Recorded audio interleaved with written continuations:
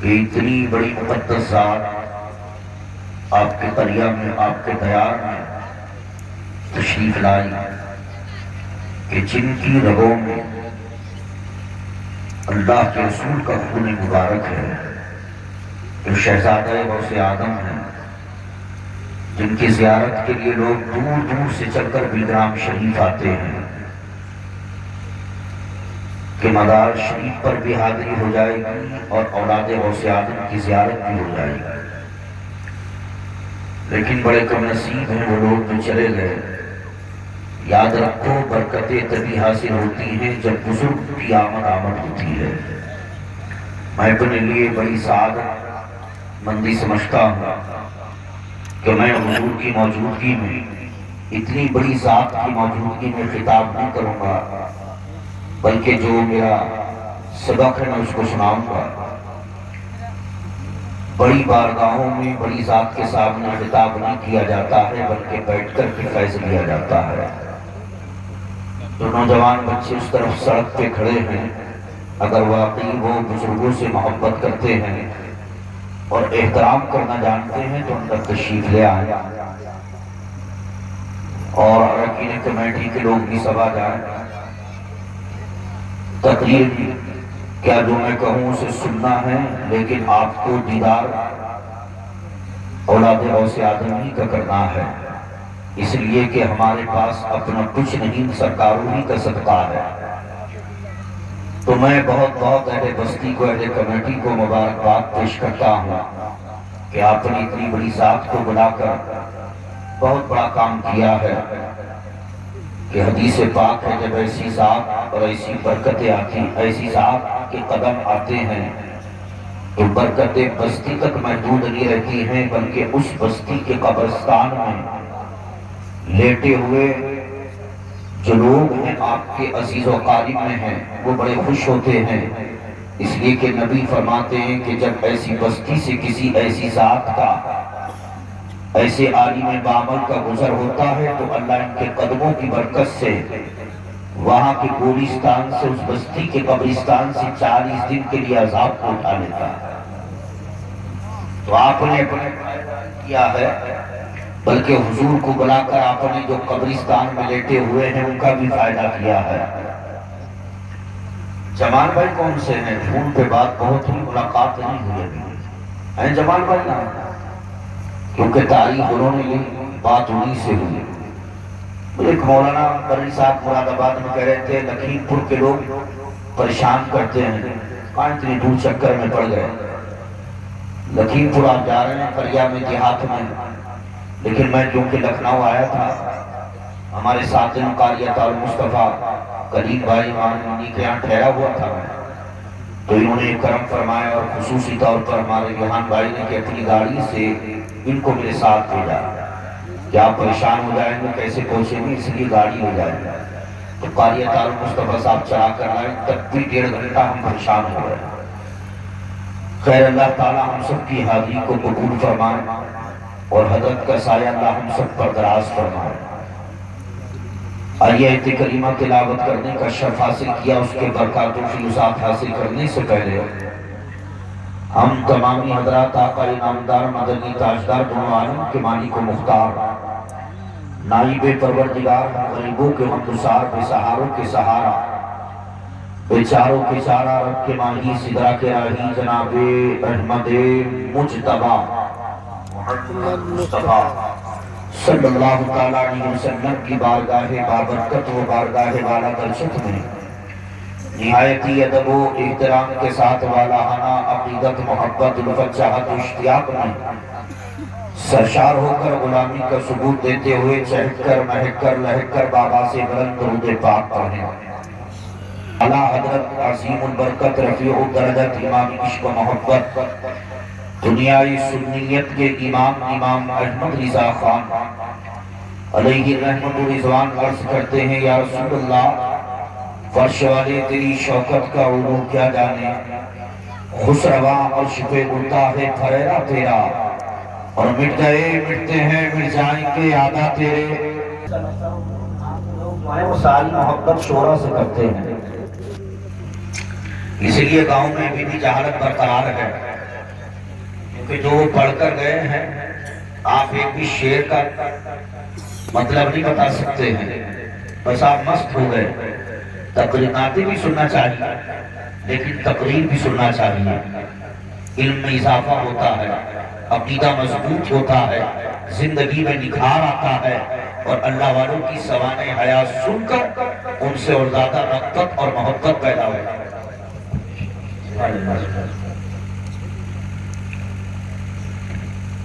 اس کی بات سے تھوڑی سی اچھا کیا ہو سکتا، نفس کی بھوک ہے، سبحان اللہ نہیں اور چیک کریں، سبحان اللہ میں کسی کے ابا کی تعریف نہیں ہے۔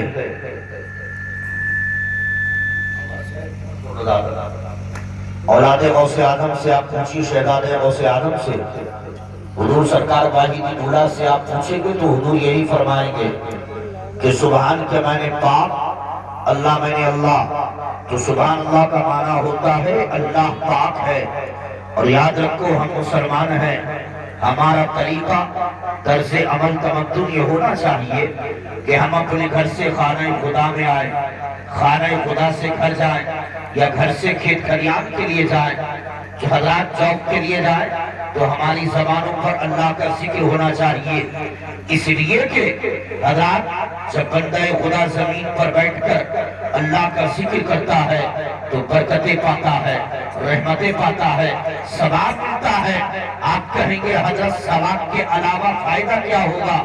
آپ سنیے، اللہ کے حبیب فرماتے ہیں کہ جو بندہ خدا زمین پر بیٹھ کر ایک مرتبہ سبحان اللہ کہتا ہے، جنت کے اندر اس کے نام سے کھجور کا درخت لگا دیا جاتا ہے۔ اب کوئی بھی کہہ سکتا ہے کہ ہم رہتے گاؤں میں ہیں، سبحان اللہ یہاں کہیں گے جنت میں ہمارے نام سے کھجور کا درخت لگے گا، لیکن اس کا دیدار، اس کی زیارت، اس کا حضرات سایہ ہمیں کب ملے گا؟ کہ جب جنت میں داخلہ ہوگا۔ ابھی ہم اپنے قریہ میں رہتے ہیں، گاؤں میں رہتے ہیں، جب تک کہ ہماری زندگی ہے ہمیں گاؤں میں رہنا ہے، جب وقت مقررہ پر موت آئے گی تو ہمیں گورستان قبرستان میں لے جا کر سپرد خاک کر دیا جائے گا، قیامت تک ہمیں اسی قبر میں رہنا ہوگا۔ اور جب قیامت برپا ہوگی، قیامت کا دن ہوگا، تو ایک ایک قبر سے 70 کو اٹھایا جائے گا، میدان محشر قائم، قیامت کا دن ہوگا، اور حساب و کتاب کا دن ہوگا۔ اگر دنیا میں اچھے اعمال کیے تھے، عقیدہ اچھا تھا، بزرگوں سے سچی محبت تھی، ایمان اچھا تھا، اگر قسمت میں جنت ہے اور جنت میں داخلہ ہو گیا، تب جا کر کے کہیں اس جنت کے لگے ہوئے کھجور کے درخت کا سایہ ملے گا، اس کا دیدار ملے گا۔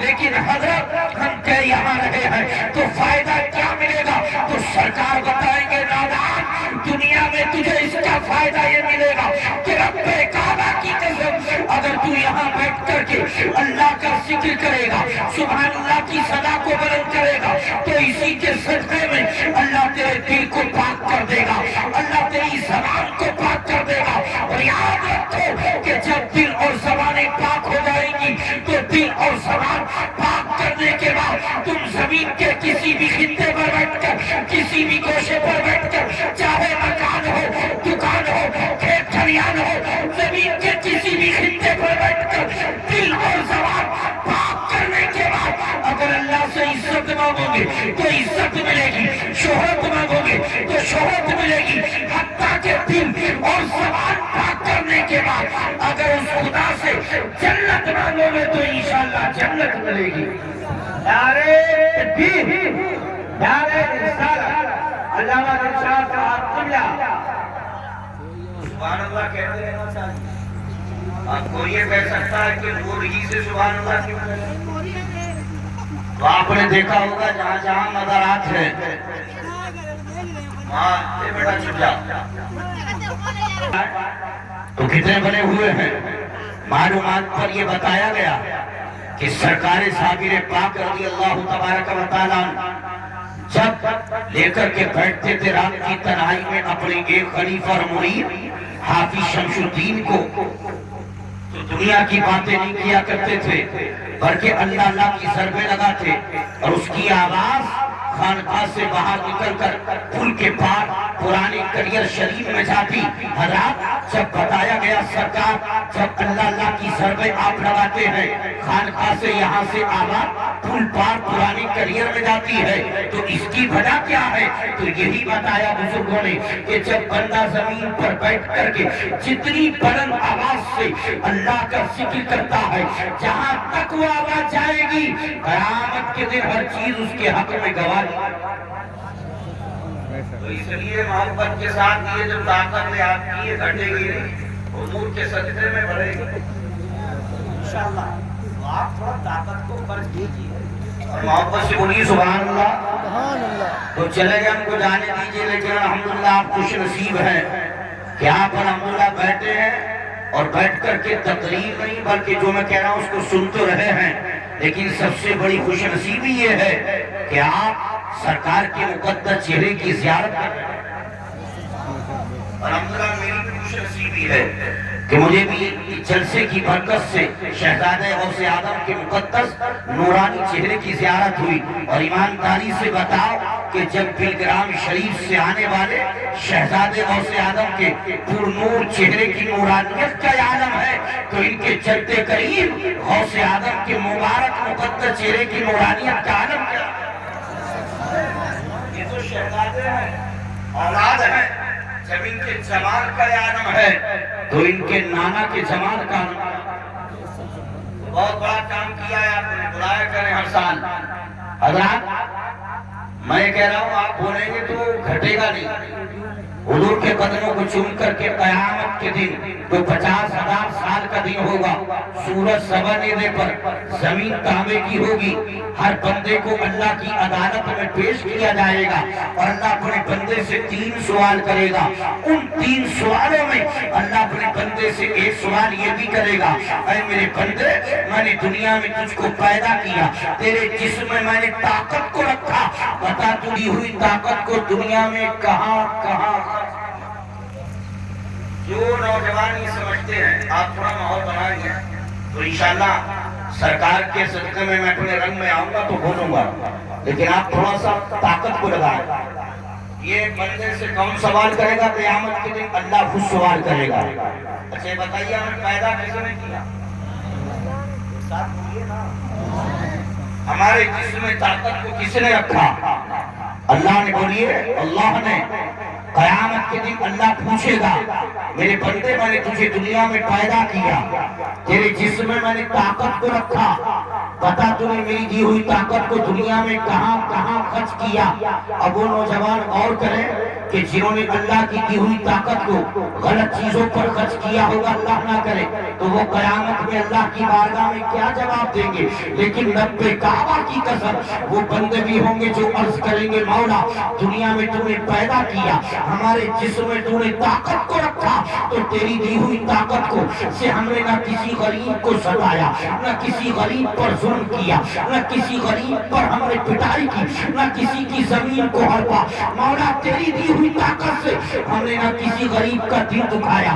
مولا اس طاقت سے نہ ہم نے کسی پر ظلم و ستم کیا، نہ زنا و بدکاری کی، نہ شراب نوشی کی، نہ جوا و سٹا کھیلا، بلکہ یہ بندہ کھڑے ہو کر اللہ کی عدالت میں عرض کرے گا مولا دنیا میں تو نے پیدا کیا، جسم میں طاقت کو رکھا تو تیری دی ہوئی طاقت سے مولا ہم نے تیری عبادت کی، تیری بندگی کی، تیری ریاست کی، مولا قرآن کی تلاوت کی، ماں باپ کی خدمت کی، اور جب جب تیرے محبوب کے نام پر ہم اپنے گاؤں میں ذکر کی محفل کو سجاتے تھے تو تیرے محبوب کو بلا کر کے اس محفل میں ان کے سامنے ہم تیرا ذکر کیا کرتے تھے. تو تیری دی ہوئی طاقت کو مولا ہم نے تیرے ذکر پر خرچ کیا. یہ اللہ کی دی ہوئی طاقت ہے تو یہ اللہ کے ذکر پر خرچ ہونا چاہیے. اچھا ان لوگوں کو طاقت الگ سے کسی نے دی ہے کیا؟ بولیے نا سبحان اللہ. اگر کوئی سو جائے تو اس کے کان میں سبحان اللہ بولیے تاکہ کہنے کا بھی ثواب ملے اور جگانے کا بھی ثواب ملے. محبت سے ایک مرتبہ بولیے سبحان اللہ اور چہک کر بولیے یا رسول اللہ. حضرات آج یہ دیکھیے مدینہ کیا ہے کہ ہر آدمی مدینے کی تمنا رکھتا ہے. شام کو سوتا ہے تو یہی دعا کرتے کرتے سوتا ہے کہ دکھا دے یا الہی وہ مدینہ کیسی بستی ہے۔ جب صبح کو اٹھتا ہے، نماز فجر کو پڑھتا ہے، خدا کی بارگاہ میں ہاتھوں کو دراز کرتا ہے، تب بھی یہی دعا کرتا ہے کہ دکھا دے یا الہی وہ مدینہ کیسی بستی ہے جہاں پر رات دن مولا تیری رحمت برستی ہے۔ لیکن حضرات، یہ مدینہ اور مکہ وہ ہے کہ ایک زمانہ ایسا بھی ایک دور ایک وقت گزرا ہے کہ حضرات بعض علماء نے کہا تھا کہ مدینہ افضل ہے، بعض نے کہا کہ مکہ افضل ہے۔ یہ علماء کا ایک علمی اختلاف تھا، بعض کہتے تھے مدینہ افضل ہے، بعض کہتے تھے مکہ افضل ہے۔ لیکن جن علماء نے مدینے کو افضل مانا وہ مکے کی فضیلت کے بھی قائل رہے، اور جنہوں نے مدینے کو افضل مانا وہ مکے کی فضیلت کے قائل رہے، اور جنہوں نے مکے کو افضل مانا وہ مدینے کی فضیلت کے بھی قائل رہے۔ بعض علماء کہتے تھے کہ مکہ افضل ہے، بعض کہتے تھے کہ مدینہ افضل ہے۔ یہ بات چلتے چلتے شیخ محقق الاطلاق حضرت شیخ عبدالحق محدث دہلوی کی بارگاہ میں پہنچی، عرض کیا گیا سرکار بعض علماء کہتے ہیں کہ مکہ افضل ہے، بعض کہتے ہیں کہ مدینہ افضل ہے، آپ بتائیں کہ آپ کی نظر میں مکہ افضل ہے یا مدینہ افضل ہے؟ اتنا سننا تھا کہ حضرت شیخ عبدالحق محدث دہلوی قرآن مجید کو اٹھاتے ہیں، فرقان حمید کو اٹھاتے ہیں، چوم کر سینے سے لگاتے ہیں اور قرآن کی آیت کو کھول کر قرآن کی آیت کی تلاوت کرتے ہیں۔ وَأَنْتَ حِلٌّ بِهَٰذَا الْبَلَدِ، اور فرماتے لوگوں سنو، بعض علماء کہتے ہیں کہ مکہ افضل ہے، بعض کہتے ہیں کہ مدینہ افضل ہے، لیکن عبدالحق کا ماننا یہ ہے کہ جب تک میرا نبی مکے میں رہا تو مکہ افضل، جب مدینہ آ گیا تو مدینہ۔ نعرہ تکبیر، نعرہ رسالت، مسجد اعلیٰ حضرت اولاد سرکار غوث اعظم جشن غوث الورا، نعرہ تکبیر، نعرہ رسالت۔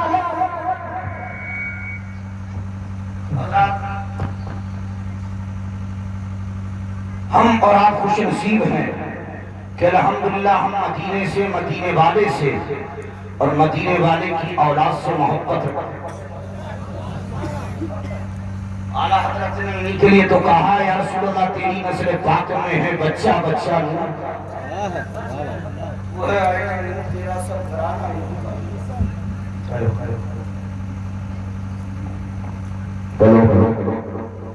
یار ہم تو اس میں کر رہے ہوئے تو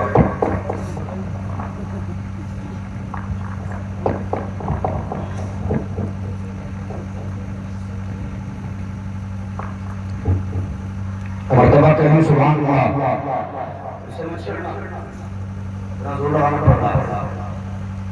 حضرات یہ جشن غوث الورا کے نام سے محفل پاک کو سجایا گیا اور شہزادے غوث اعظم کی آمد اسی تحت میں بولنا ہے۔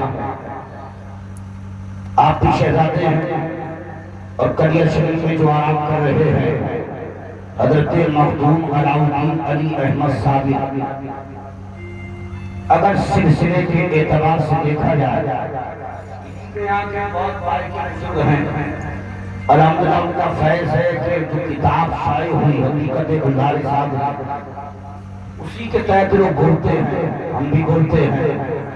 پہلے سے وہاں سے یہاں کا پاک بزرگوں کا ہے، الحمدللہ صابر پاک قوم میں غوث اعظم کے سگے پر پھوٹے ہیں اور غوث اعظم قوم میں صابر پاک کے سگے پر، اس لیے کہ سلسلے کے اعتبار سے دیکھا جائے تو تیسری پشت پر سرکار عالم نواز نظر آتے ہیں اور نسب کے اعتبار سے دیکھا جائے تو تیسری پشت پر غوث اعظم، اس لیے کہ صابر پاک کے پیر حضرت بابا فرید الدین ہیں، ان کے پیر حضرت خواجہ قطب الدین ہیں اور انہی کے پیر سرکار معین الدین ہیں۔ سلسلے کے اعتبار سے اب نسبی اعتبار سے، نسب کے اعتبار سے دیکھیے کہ صابر پاک کے والد حضرت شاہ عبدالرحیم عبدالسلام ہیں ان کے والد حضرت شاہ عبد الوہاب ہیں اور انہیں کے والد سرکار غوث پاک گویا کے غوث اعظم ساگر پاک کے سگے پردادا ہیں اور ساگر پاک غوث اعظم کے سگے پر پوتے ہیں۔ اب ایمانداری سے بتاؤ کہ جب کلیئر شریف میں آرام کرنے والے ساگر پاک کے پر پوتے کا جلال اتنا مشہور ہے، ان کے جلال کا عالم ہے، تو ان کے پردادا غوث اعظم کے جو ساگر پاک کلیئر شریف کا تاریخی نام کلیان ہے، کیا نام ہے؟ کلیان۔ اونچے پہ جو مدار ہے حضرت ابو صالح کا، جن کو حضرت امام صاحب کہا جاتا ہے، ان کے ساتھ میں 11 لوگوں کا قافلہ بغداد شریف سے چلا۔ حضرت حیدر علی شاہ، حضرت مردان علی شاہ، حضرت شاہ محمد علی شاہ، حضرت شاہ محمد پاک اور حضرت امام پاک، یہ 11 لوگوں کا قافلہ تھا جو چلا ساگر پاک سے 108 سال پہلے اسی کلیان میں آیا۔ یہ کلیان ایسا شہر تھا کہ جیسا آج ہریدوار ہے، یہاں پوجا پاٹ ہوتی تھی، یہ راجہ کا قلعہ تھا، لیکن حضرت امام صاحب حضرت ابو صالح یہاں چل کر کے اسی کلیان کو کلیئر کیا اور رب کعبہ کی قسم جب 108 سال کے بعد سرکار ساگر پاک نے اسی کلیئر میں قدم رکھا تو قیامت تک اسی کلیئر کو پیرانی کلیئر شریف وہ سرکار ساگر پاک اللہ تعالیٰ یہ پیدا ہوئے تو 40 دن تک اسی ہراک میں رہ کر نہ ماں کا دودھ نہ پانی، حضرات نہ کھانا نہ دانا، اور جب پاک پتھر میں آئے تو 9 سال تک لنگر کو تقسیم کرتے رہے لیکن کچھ کھایا نہیں۔ 27 سال کی عمر میں اسی کلیئر میں آئے حضرات اور 12 سال تک گلر کی شاخ کو پکڑے رہے۔ عزیزان ملت اسلامیہ کچھ کھایا پیا نہیں۔ جو حافظ شمس الدین کا ذکر آتا ہے تو یہ حافظ شمس الدین ترکمانی پتی عمر میں آپ سے بڑے تھے لیکن مرتبے میں آپ سے چھوٹے، اس لیے کہ یہ مرید ہونے کے لیے جب چل کر کے آئے تھے ترکستان علاقے سے تو اکیلے چل کر کے نہیں آئے تھے بلکہ 22 ہم علماء کو لے کر کے آئے پاک پتھر میں نماز عشاء حضرت بابا فرید الدین کے پیچھے ادا کی اور عرض کیا سرکار